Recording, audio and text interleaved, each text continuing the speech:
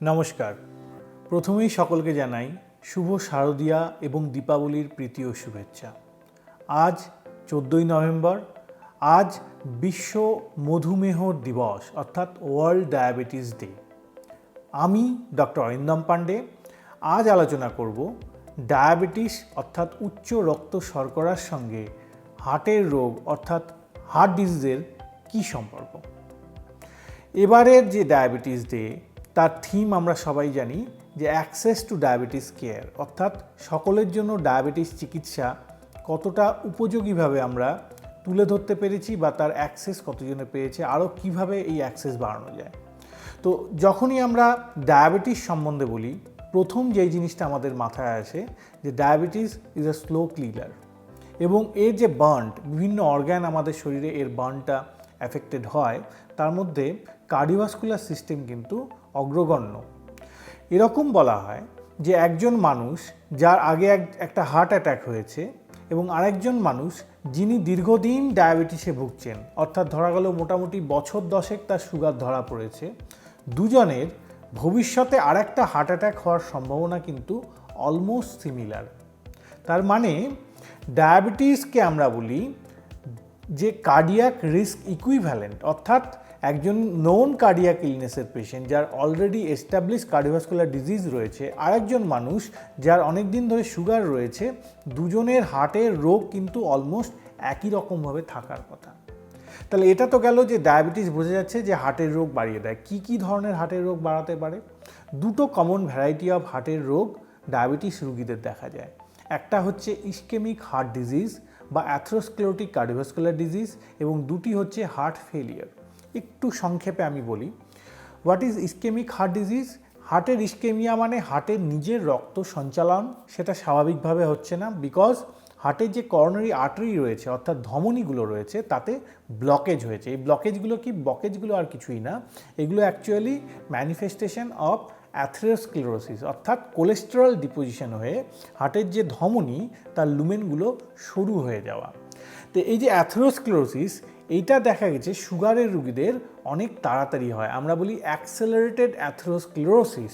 ওই জন্য এখন নতুনভাবে চিকিৎসা পদ্ধতি হয়েছে যে সমস্ত সুগারের রুগীদের অলমোস্ট সবাইকেই একটা কোলেস্ট্রল কমানোর ওষুধ কিন্তু কোলেস্ট্রল নর্মাল থাকলেও আমরা দিয়ে থাকি। তাহলে একটা দিকে দেখা যাচ্ছে যে ইসকেমিক হার্ট ডিজিজ সুগারের জন্য অনেক তাড়াতাড়ি হয় এবং খুব বেশি মাত্রায় হয়। তার ম্যানিফেস্টেশন হিসাবে কম বয়সে হার্ট অ্যাটাক অথবা ক্রনিক স্টেবল অ্যাঞ্জাইনা, দুটো রোগী কিন্তু এই সুগারের রুগীদের ভীষণ কমনলি দেখা যায়। দ্বিতীয় যে রোগটা আমি বললাম যে হার্ট ফেলিয়ার হওয়ার সম্ভাবনাও কিন্তু এই সুগারের রুগীদের অনেক বেশি। তো হার্ট ফেলিয়ার ব্যাপারটা কি? হার্ট ফেলিয়ার আমি আগেও অনেকবার আলোচনা করেছি। হার্ট ফেলিয়ার মানে যে হার্টটা পুরোপুরি থেমে গেল সেরকম না। হার্টের যে স্বাভাবিক কাজ সেটা যখন হার্ট ঠিক মতন করতে পারে না, তখন সেটাকে আমরা বলি হার্ট ফেলিয়ার। অর্থাৎ হার্টের স্বাভাবিক কাজ কি? গোটা শরীর থেকে রক্তর যে সাপ্লাই সেটা হার্টে গিয়ে জমা হওয়া, অর্থাৎ রক্ত রিসিভ করা, সেটাকে আবার পাম্প করিয়ে শরীরের বিভিন্ন জায়গায় ছড়িয়ে দেওয়া, আয়দার লাংসে পাঠানো, যেটা অপরিশোধিত রক্ত, সেটা লাংসে গিয়ে শোধন হয়ে যখন আবার হার্টে ফিরে আসছে, সেই শোধিত রক্তটাকে আবার শরীরের বিভিন্ন জায়গায়, বিভিন্ন অর্গানে, brain, kidney, lower limb, upper limb, সব জায়গায় পাঠিয়ে দেওয়া। এটা হচ্ছে ইন নাটসেল হার্টের কাজ, অর্থাৎ রক্ত রিসিভ করা এবং পাম্প করে গোটা শরীরে পাঠিয়ে দেওয়া। তো এই যে নর্মাল কাজ, এটা যদি কোনোভাবে হ্যাম্পার্ড হয় সেটাকে আমরা বলি হার্ট ফেলিয়ার। অর্থাৎ রিসিভ করতে অসুবিধা হতে পারে, সেক্ষেত্রে হার্টের পাম্পিং ক্যাপাসিটি ঠিক থাকবে, সেটাকে আমরা বলি heart failure with preserve ejection fraction অথবা ডায়াস্টোলিক হার্ট ফেলিয়ার। আর যদি হার্টের পাম্পিং ক্ষমতাই কমে যায় সেটাকে আমরা বলি heart failure with reduced ejection fraction, যেটা কিনা একটা বেশি মারাত্মক একটা রোগ। তাহলে দেখা গেছে সুগারের রোগীদের এই দুই ধরনের হার্ট ফেলিয়ার হওয়ার সম্ভাবনাটাই অনেক বেশি। কেন হয়? এবার এগেন এই যে দুটো কারণ কিন্তু আবার কিছুটা ওভারল্যাপিং আছে। যাদের আমি বলেছি যে ইসকেমিক হার্ট ডিজিজ সুগারের রোগীদের বেশি হয়, অর্থাৎ প্রিম্যাচিওর বা অ্যাক্সেলারেটেড অ্যাথেরোস্ক্লেরোসিস, তার জন্য হার্ট অ্যাটাক হয়ে হার্টের পাম্পিং কমে যাওয়া, বা ইসকেমিক হার্ট ডিজিজের জন্য হার্টের যে নর্মাল ক্যাপাসিটি কমে যাওয়া, তার জন্য হার্ট ফেলিয়ার হতে পারে, অর্থাৎ ইসকেমিক হার্ট ডিজিজ হয়ে হার্ট ফেলিয়ার হওয়া। দ্বিতীয় আর একটা ভ্যারাইটি আছে, আমরা বলি যে অনেক সময় ডায়াবেটিক কার্ডিওমায়োপ্যাথি বলে একটা রোগ হয়। ডায়াবেটিক কার্ডিওমায়োপ্যাথি কি এখানে ইসকেমিক হার্ট ডিজিজ হচ্ছে না, অর্থাৎ রক্তের সঞ্চালন স্বাভাবিক থাকছে কিন্তু হার্টের মাসেলটাই বিভিন্নভাবে অ্যাফেক্টেড হয়ে ক্ষতিগ্রস্ত হচ্ছে। তার জন্য কি হয় যে নর্মাল ক্যাপাসিটি হার্টের যে পাম্প করা এবং রক্ত রিসিভ করা দুটো হ্যাম্পার্ড হচ্ছে। এই যে ডায়াবেটিক কার্ডিওমায়োপ্যাথি কেন হচ্ছে সুগারের রোগীদের, এর আবার মূলত তিনটে কারণ আছে। একটা তো ডেফিনেটলি উচ্চ রক্ত শর্করা অর্থাৎ ব্লাড সুগার বেশি হয়ে যাওয়ার জন্য গ্লুকোটক্সিসিটি, ডিরেক্টলি ব্লাড সুগার একটা টক্সিক এফেক্ট হার্টের মাসেলের উপর ফেলতে পারে। 2 নম্বর, এই যে সুগারের রোগীদের একটা টিপিক্যাল ডিসলিপিডেমিয়া হয়, অর্থাৎ কোলেস্টেরলের একটা অ্যাবনর্মালিটি হয়। টোটাল কোলেস্টেরলটা হয়তো খুব একটা বাড়লো না, এলডিএল কোলেস্টেরল খুব একটা হয়তো বাড়লো না, রাদার ট্রাইগ্লিসারাইডটা বেড়ে যাওয়া এবং এলডিএল টোটাল এক থাকলেও অ্যাপো বি আমরা যেটা বলি অ্যাপোলাইপোপ্রোটিন বি, সেটার পরিমাণটা বেড়ে যাওয়া, তার যার জেরে যেটা হয় স্মল ডেন্সড এলডিএল পার্টিকেলগুলো ছোট ছোট হয়ে যায়। টোটাল ভলিউম বেশি না হলেও এটা কিন্তু ভীষণ একটা বাজে এফেক্ট ফেলে আমাদের কার্ডিওভাস্কুলার সিস্টেমে। তাহলে এই ডায়াবেটিক ডিসলিপিডেমিয়া, তার মাধ্যমে লাইপোটক্সিসিটি, সেটা দিয়েও এই ডায়াবেটিক কার্ডিওমায়োপ্যাথি হতে পারে। 3 নম্বর হচ্ছে অনেক সময় দেখা যায় যে টাইপ 2 ডায়াবেটিস, যাতে কি হয় বেসিক্যালি ইনসুলিন লেভেল কিন্তু কমে না, ইনসুলিনের মাত্রা বেশি থাকে। সেক্ষেত্রে ইনসুলিন রেজিস্ট্যান্স থাকে, অর্থাৎ যে রিসেপ্টারের মাধ্যমে ইনসুলিন কাজ করে সেখানে কিছু চরিত্রগত পরিবর্তনের জন্য নর্মাল ইনসুলিনের থেকে বেশি মাত্রা ইনসুলিন দিয়ে কোনো একটা কাজ করাতে হয়। তাই ওভারঅল ইনসুলিনের পরিমাণ বেশি থাকে, ইনসুলিন রেজিস্ট্যান্স থাকে। তো বেশি ইনসুলিন থাকাটাও কিন্তু আবার ঠিক নয়।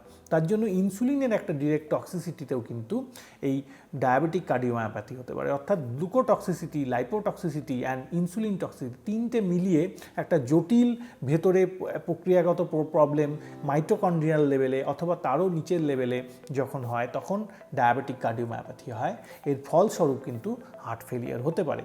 এবং সুগারের রোগীদের আমরা যেটা দেখি যে ব্লাড প্রেশার হওয়ার সম্ভাবনা অনেক বেশি থাকে, তার জন্য হাইপারটেনসিভ হার্ট ফেলিয়ার এটাও কিন্তু সুগারের রোগীদের খুব বেশি মাত্রায় দেখা যায়। তাহলে হার্ট ফেলিয়ার হতে গেলে তিনটে কারণ, একটা হচ্ছে ইসকেমিক হার্ট ডিজিজ, সঙ্গে ডায়াবেটিক কার্ডিওমায়োপ্যাথি অথবা হাইপারটেনসিভ হার্ট ফেলিয়ার। এই 3 ধরনের কারণেই কিন্তু হার্ট ফেলিয়ার সুগারের রোগীদের ভীষণ বেশি হওয়ার সম্ভাবনা থাকে।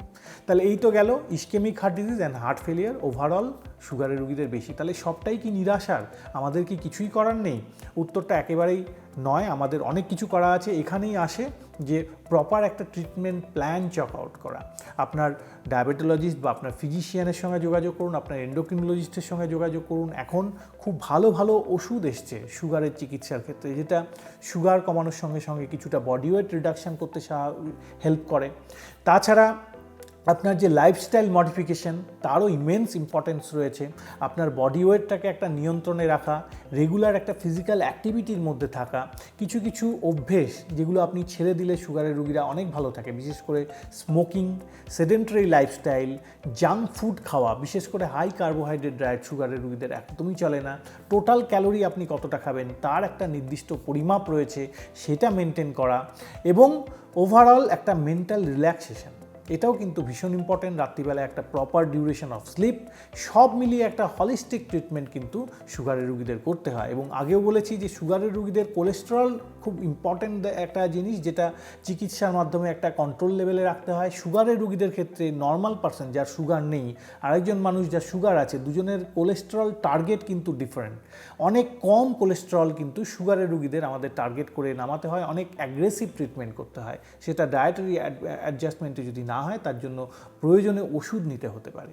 তাহলে sugar is an asymptomatic disease, আমরা বলি সাইলেন্ট কিলার। বেশি থাকলে কারো কোনো কষ্ট হয় না, কিন্তু যদি আমরা প্রথম থেকেই সুগারের চিকিৎসাটা প্রপারলি না করি, তাহলে কিন্তু এর যে কমপ্লিকেশনগুলো আমাদের চোখে পড়বে, বিভিন্ন রকম কমপ্লিকেশন হতে পারে। কিডনির প্রবলেম হতে পারে, স্ট্রোক বা নিউরোলজিক্যাল প্রবলেম হতে পারে, চোখের প্রবলেম, দেখতে অসুবিধা হতে পারে, মাসেলের প্রবলেম হতে পারে, জিআই ট্র্যাক্টের প্রবলেম, অনেকের গ্যাসের সমস্যা, ডায়াবেটিসে ছাড়তেই চায় না, সেগুলো হতে পারে। কিন্তু সব থেকে যেটা বেশি গুরুত্বপূর্ণ সেটা হচ্ছে কার্ডিওভাস্কুলার কমপ্লিকেশন, এবং তার মধ্যে ইসকেমিক হার্ট ডিজিজ এবং হার্ট ফেলিয়ার হওয়ার সম্ভাবনা খুব বেশি।